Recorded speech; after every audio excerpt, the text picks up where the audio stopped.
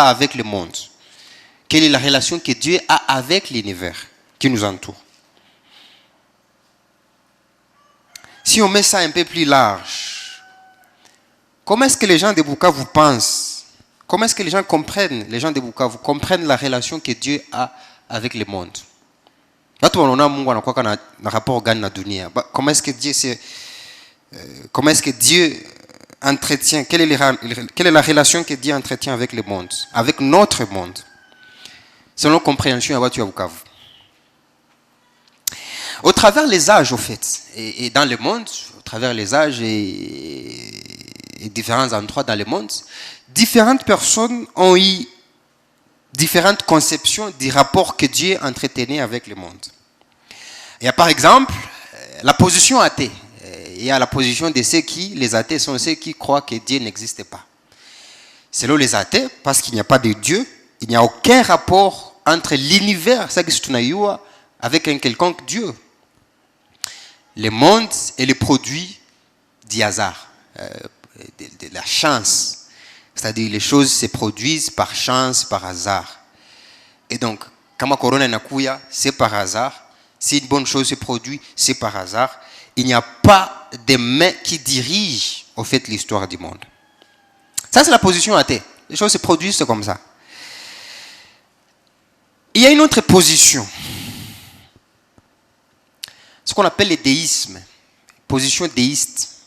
Les déistes, au fait, sont ceux qui croient. C'est un courant philosophique et religieux, si vous voulez. Des gens qui croient que Mungu aliumba dunia, Mungu akaumba watu na kila kitu kiko mdunia, kisha akaenda yake, akafunga safari, akafunga virago. Il est parti dans un pays très lointain, mbali kabisa kwenye. Il ne sait même pas ce qui se passe dans le monde et il s'en fiche de toutes les façons. Donc, que vous vous entretuez, que vous fassiez du mal, que vous fassiez du bien. Bon, il s'en fiche, il est très loin et il est en train d'observer de très loin ce qui se passe dans le monde. Il n'a rien à voir avec nous.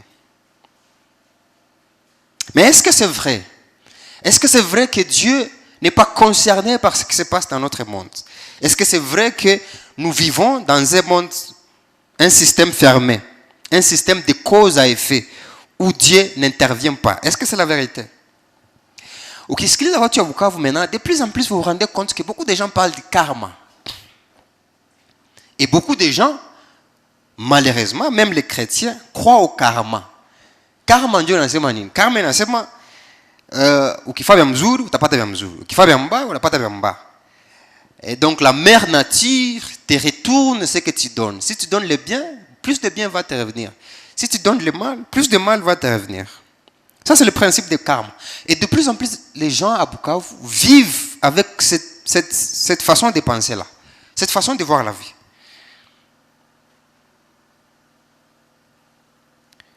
Pire, à Bukavu, beaucoup de gens sont au fait des déistes pratiques. On a déistes pratiques. Ça veut dire quoi?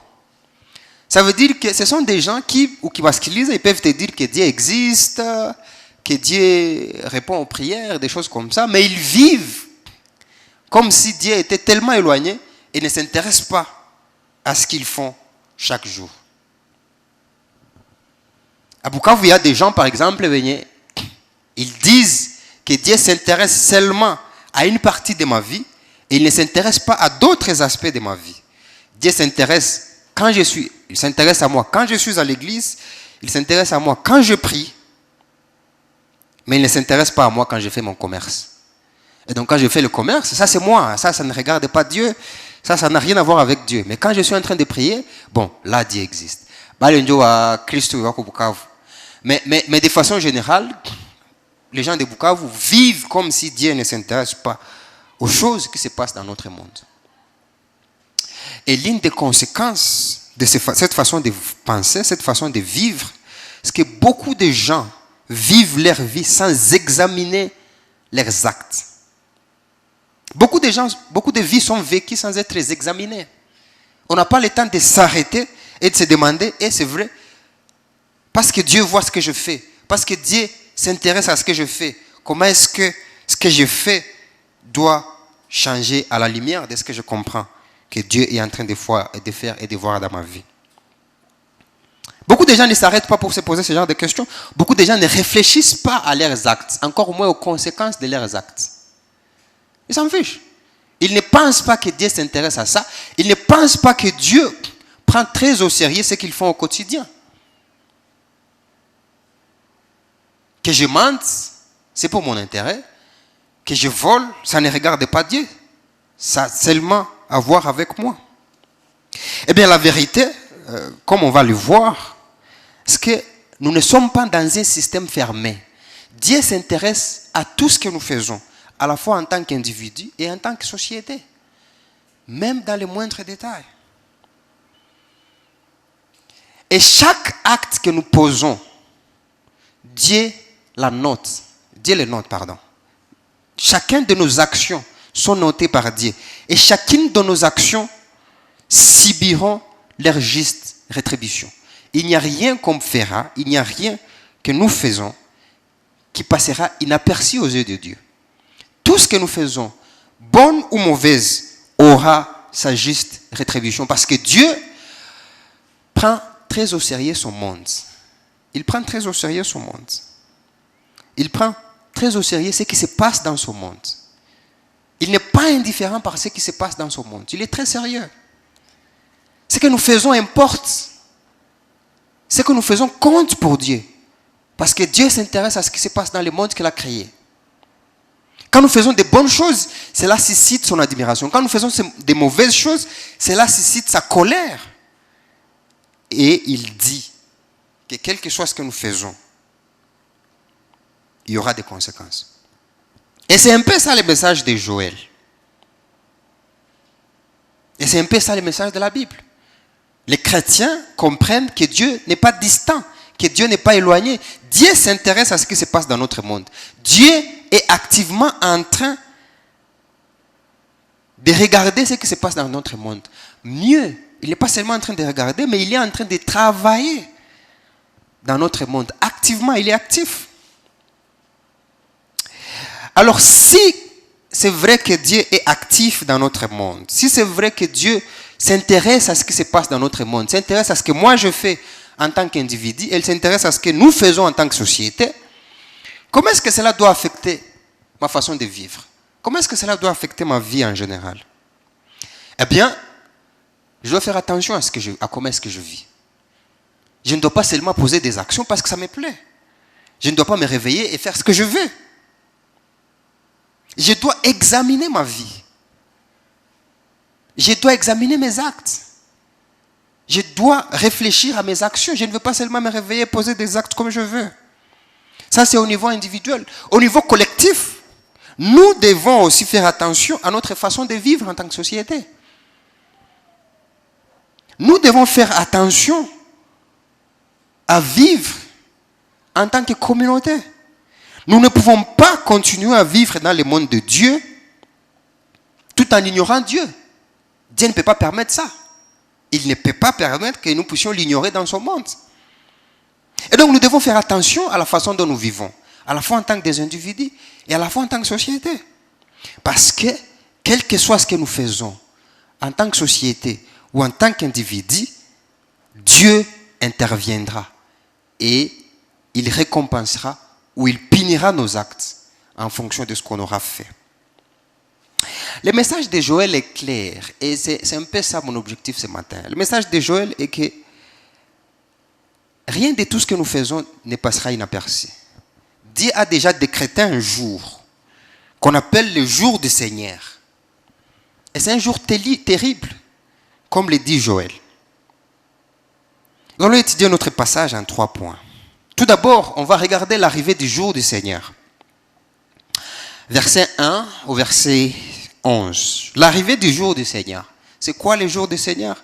Quand est-ce que cela arrive? 2. L'appel à la vraie repentance. Et puis nous allons essayer d'appliquer en termes d'examiner ou examinons nos vies. Premier point, l'arrivée du jour du Seigneur. Relisons encore Joël chapitre 1. Joël chapitre 2, du 1er verset au 12e verset. Lisez attentivement avec moi. Sonnez la trompette dans Sion, faites-la retentir sur la montagne sainte.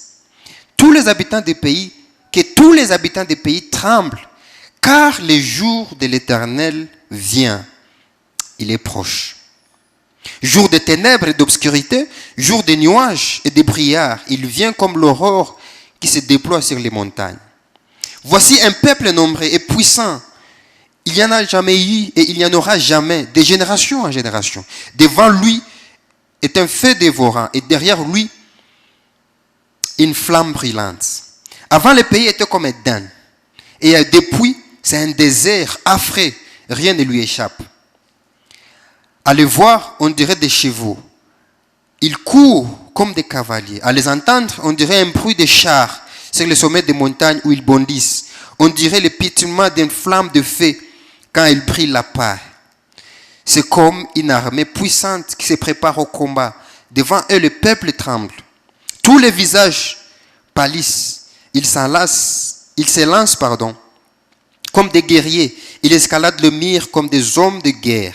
Chacun vend son chemin sans s'écarter de sa route. Ils ne se bousculent pas les uns les autres. Chacun garde son rang. Ils se précipitent au travers des projectiles sans arrêter leur marche. Ils attaquent la ville, ils courent les murailles, ils montent dans les maisons, entrent par les fenêtres comme des voleurs. Devant eux, la terre tremble. Le ciel est ébranlé. Le soleil et la lune s'obscurcissent et les étoiles perdent leur éclat. L'Éternel fait entendre sa voix à la tête de son armée, car son camp est immense. Et celui qui accomplit sa parole est puissant. Oui, le jour de l'Éternel est grand.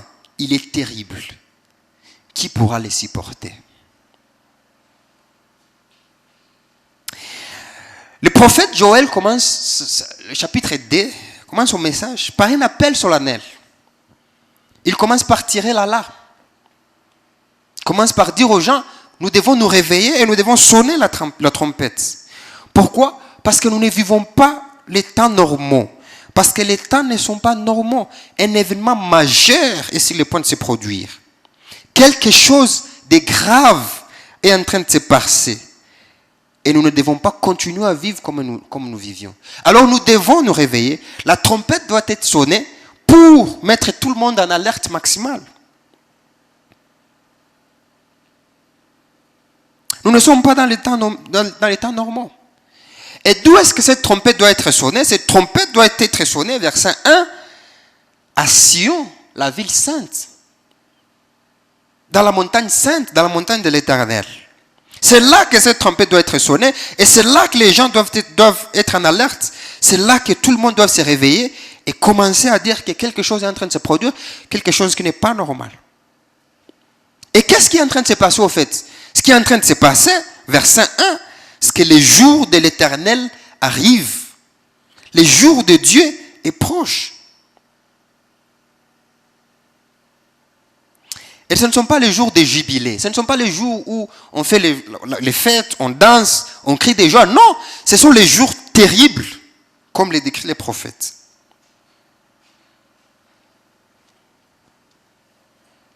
Et donc nous devons nous réveiller. Nous devons être en alerte parce que les jours terribles arrivent.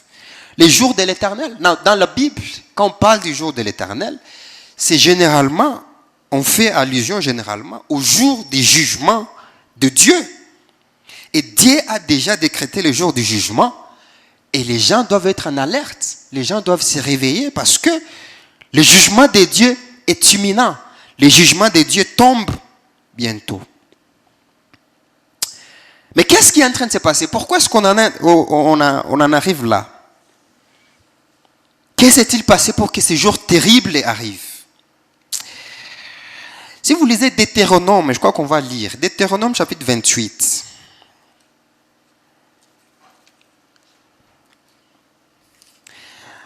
Si vous lisez Deutéronome chapitre 28, c'est l'un des passages les plus sublimes de la Bible. Si vous lisez, si vous avez du temps à la maison, vous pouvez lire à partir du chapitre 1, du verset 1, pardon.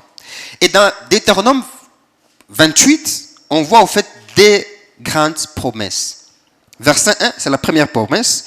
Verset 1, la parole de Dieu dit, « Si tu obéis à l'Éternel, ton Dieu, en respectant et en mettant en pratique tous ses commandements que je t'ai prescrit aujourd'hui, l'Éternel ton Dieu te donnera la supériorité sur toutes les nations de la terre. Et il décrit les bénédictions qui s'en suivront si les gens mettaient en pratique toutes les bénédictions, tous les commandements que Dieu leur avait donnés.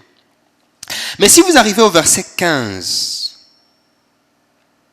il y a un contraste là-bas. En revanche, si tu n'obéis pas à l'Éternel ton Dieu, en respectant et en mettant en pratique tous les commandements et toutes ces prescriptions que je te donne aujourd'hui, voici toutes les malédictions qui t'atteindront et seront ton lot.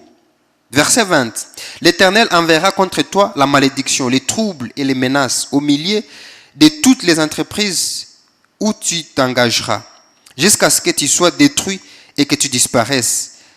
Ce ne sera pas long à cause de la méchanceté de tes ajustements que tu auras amené à m'abandonner. Verset 38. Tu répandras beaucoup de semences sur ton champ et tu feras une faible récolte, car les sauterelles les dévoreront. Tu planteras des vignes, tu les cultiveras, tu ne boiras pas son vin, ni feras des récoltes, car ils les mangeront. Tu auras des oliviers sur tout ton territoire, et tu ne t'enduiras pas d'huile, car tes olives tomberont. Tu auras des fils et des filles, et ils ne seront pas à toi, car ils partiront en déportation. Les insectes prendront ta possession de tous les arbres et des produits de ton sol. L'étranger en séjour chez toi s'élèvera du jour, toujours plus au-dessus de toi. Et toi, tu descendras toujours plus bas. Et ça continue comme ça. Alors pourquoi est-ce que Dieu annonce son jugement? Eh bien, selon Deutéronome chapitre 28, c'est à cause de l'obéissance à Dieu. Est-ce que ces jours arrivent? Pourquoi? Ces jours arrivent parce que les gens ont persisté à désobéir à Dieu, à vivre dans le monde de Dieu sans faire référence à Dieu, sans faire référence à ses prescriptions et à ses commandements. Un peu comme Pierre et les vieux de la maison, mais nous vivons tous chez lui, mais nous ne faisons aucune référence à lui. Nous l'ignorons constamment. Et il dit, parce que vous m'avez ignoré constamment, alors vous allez subir les conséquences de votre désobéissance. Et quelle sera cette conséquence? C'est le jugement que je vais faire abattre sur vous. Et le prophète Joël alerte en disant que les jours arrivent. C'est un jour terrible. C'est un jour grave. Parce que les gens ont persisté à désobéir à Dieu. Les gens ont continué à vivre dans le monde de Dieu sans l'honorer, sans lui faire des révérences comme Dieu. Et parce que les gens continuent à désobéir et ils ne se repentent pas, Dieu est résolument déterminé à punir sévèrement le monde. À punir sévèrement. Vous voyez, Dieu est tellement impliqué dans nos vies qu'il ne tolère pas les gens qui vivent leur vie comme bon leur semble. On n'est pas autorisé à vivre dans le monde de Dieu comme bon nous semble. Non. Nous devons tous répondre de nos actes. C'est comme ça que Dieu a dit. C'est comme ça que Dieu a dit. On ne peut pas vivre dans le monde de Dieu comme bon nous semble. On ne peut pas vivre dans la maison de Dieu comme bon nous semble. Et si nous persistons à désobéir à Dieu, Dieu va nous punir. Dieu va nous punir. Regardez la description qu'on fait de ces jours au verset 11. Joël chapitre 2 verset 11. Regardez la description qu'on fait. Verset 11. Verset 11. L'Éternel fait entendre sa voix à la tête de son armée, car son camp est immense. Et c'est lui qui accomplit sa parole est puissant. Oui, le jour de l'Éternel est grand, il est terrible, et personne ne pourra le supporter. C'est un jour où le soleil et la lune deviennent obscurs, où les étoiles ne donnent plus leur éclat. C'est un jour terrible, c'est un jour effrayant. Et les prophètes annoncent que ce jour-là, il est imminent. Ce jour-là, il est imminent. Aujourd'hui encore, quand on regarde au travers de Bukavu, vous avez des gens qui vivent dans le monde de Dieu sans faire aucune référence à Dieu. Nous avons des gens qui, à chaque fois qu'ils entendent la trompette de la parole de Dieu sonner, ça ne leur dit plus rien. Des gens qui se réveillent le matin et qui sont occupés à faire leurs histoires. Les gens qui s'en fichent complètement. Les gens qui n'ont pas peur des péchés, quelle que soit sa forme. Ils s'en fichent complètement. On peut les interpeller encore et encore et encore. Ils ne veulent rien avoir à faire. Il y a des gens même qui sont devenus des moqueurs.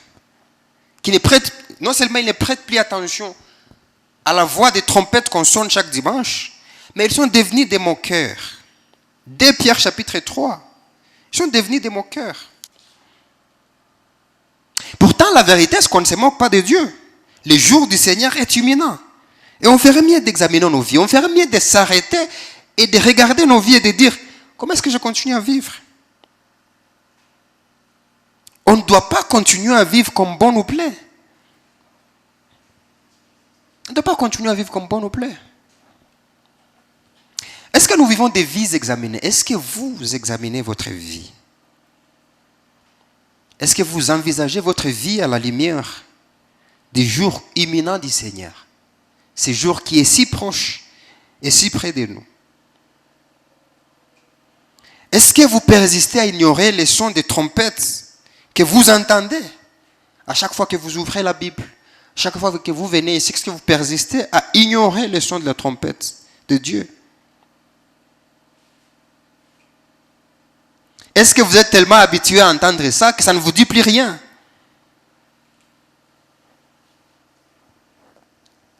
Est-ce que vous êtes prêt à faire face au jour du Seigneur? Rappelez-vous que c'est un jour terrible.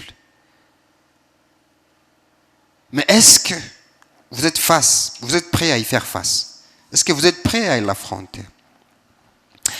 Deuxième partie, deuxième point, l'appel à la repentance. C'est le verset 12 au verset 17. L'appel à la repentance. Verset 12. Maintenant encore déclare l'Éternel, revenez à moi de tout votre cœur, avec des jeûnes et des pleurs, avec des lamentations, déchirez votre habit, votre cœur et non votre habit, et revenez à l'Éternel votre Dieu, car il fait grâce, il est rempli de compassion, lent à la colère, riche en bonté. Il regrette le mal qu'il envoie. Qui sait, peut-être il regrettera encore et laissera-t-il après lui la bénédiction des offrandes végétales et liquides pour l'Éternel. Sonnez de la trompette dans Sion, proclamez un jeûne, une assemblée solennelle. Rassemblez le peuple, formez une sainte réunion, rassemblez les vieillards, rassemblez les enfants, même les nourrissons, que les jeunes mariés sortent de son foyer et la jeune mariée de sa chambre. Qu'entre la portique et l'autel, les prêtres pleurent, les serviteurs de l'Éternel, qu'ils disent, Éternel, épargne ton peuple. N'expose pas ton héritage à l'insulte, aux moqueries des nations. Pourquoi dire-t-on parmi le peuple, où est leur Dieu? Pourquoi est-ce que Dieu fait l'appel? Pourquoi est-ce que Dieu fait l'annonce des jours du jugement? Pourquoi est-ce que Dieu annonce les jours du jugement? Pourquoi est-ce que Dieu prévient les jugements qui vont s'abattre? Le verset 12-17 nous donne la raison. Si Dieu prévient les gens, c'est parce qu'il veut que ces personnes-là puissent se repentir. S'il annonce d'avance ce qui va se produire, c'est parce qu'il veut que les gens puissent revenir vers lui. 2 Pierre chapitre 3, verset 9. 2 Pierre chapitre 3, verset 9. Ne rendez pas... ça c'est un Pierre. Je m'excuse. 2 Pierre chapitre 3, verset 9. Le Seigneur ne tarde pas dans l'accomplissement de la promesse, comme certains le pensent. Au contraire, il fait preuve de patience envers vous, voulant qu'aucun de vous ne périsse, mais que tous parviennent à la repentance. Le jour du Seigneur viendra comme un voleur dans la nuit. Ce jour-là, le ciel disparaîtra avec le fracas. Les éléments embrasés se désagrégeront et la terre, avec les œuvres qu'elle contient, sera brûlée. Puisque tout notre monde doit être dissous, combien votre conduite et votre piété doivent être saintes. Attendez et hâtez la venue du jour de Dieu, jour où le ciel enflammé se désagrégera et où les éléments embrasés fondront.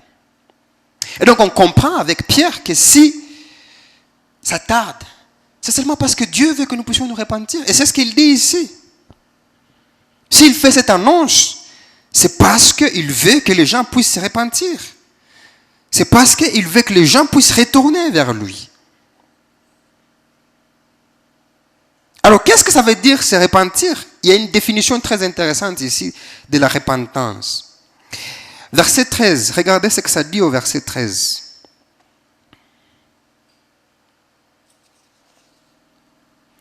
Déchirez votre cœur et non vos habits et revenez à l'Éternel votre Dieu, car il fait grâce.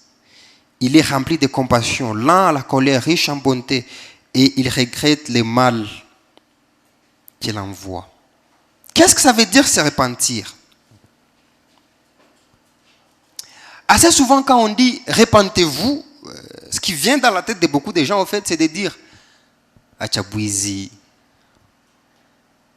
acha kutetana, acha busharati, acha nini ingine Christian, acha pombe, des choses comme ça.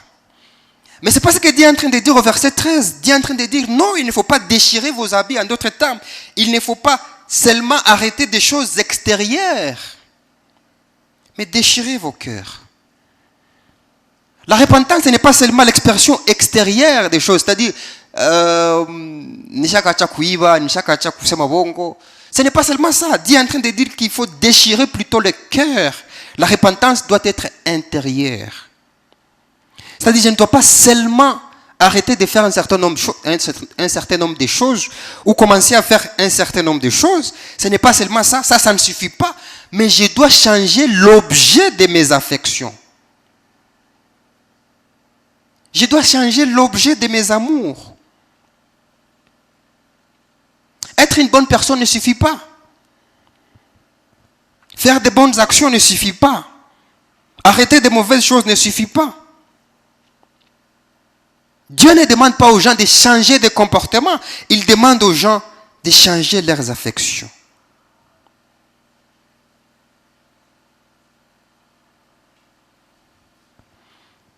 Peu importe votre moralité, peu importe combien bon vous êtes, vous adorez ce que vous aimez. Vous adorez ce que vous aimez. Et si ce n'est pas Dieu, c'est dommage, mais vous êtes un idolâtre. Quelles sont les affections de vos cœurs? Qu'est-ce que nos cœurs aiment?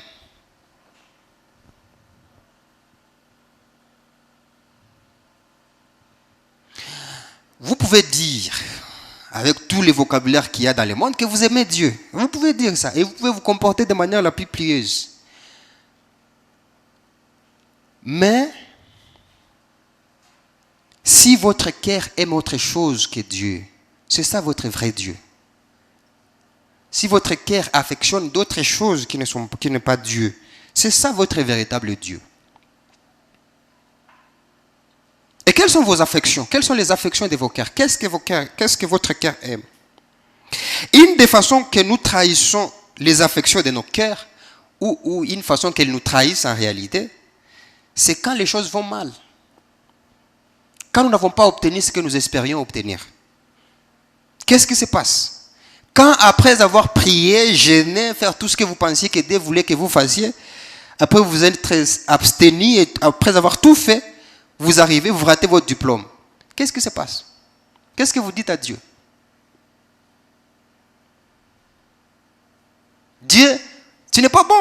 Moi j'ai prié, j'ai gêné. Ah, tunakubana. Mako ulikuwa fa yote, Dieu Mungu akupatie hivi. Tu n'aimes même pas Dieu. Voilà ce que tu aimais en réalité. Tu aimais ton diplôme. Et dans ce moment précis, c'était ton diplôme, ton Dieu.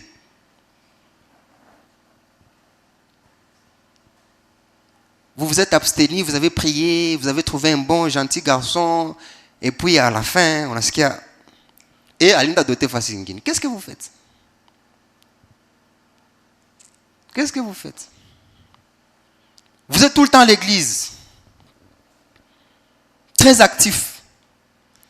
Vous postulez au Chamalus à 4 grammes de papier, vous n'avez pas toujours du travail. Quelle est votre attitude? Quelle est votre attitude?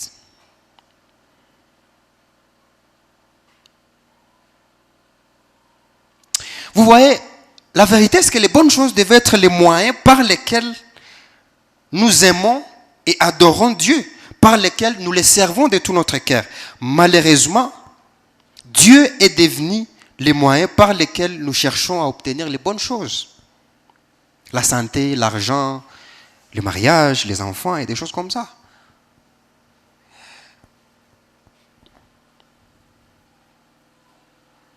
Et malheureusement, nous sommes arrivés à un point où nous avons aimé les dons plus que les donateurs. Et à chaque fois que le donateur ne nous a pas donné ce que nous cherchions, nous devenons furieux contre lui.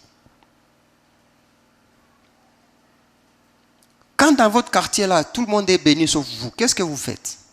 Est-ce que vous êtes toujours content de Dieu? Si vous êtes furieux, ce que ça veut dire en fait, c'est que vous avez un problème de cœur. Est-ce que vous avez aimé autre chose plus que Dieu?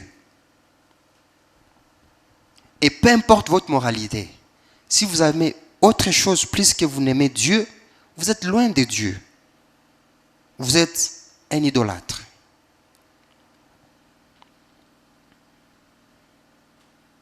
Combien de gens ont abandonné la foi parce qu'après 10 ans de mariage, ils n'ont pas pu trouver d'enfants?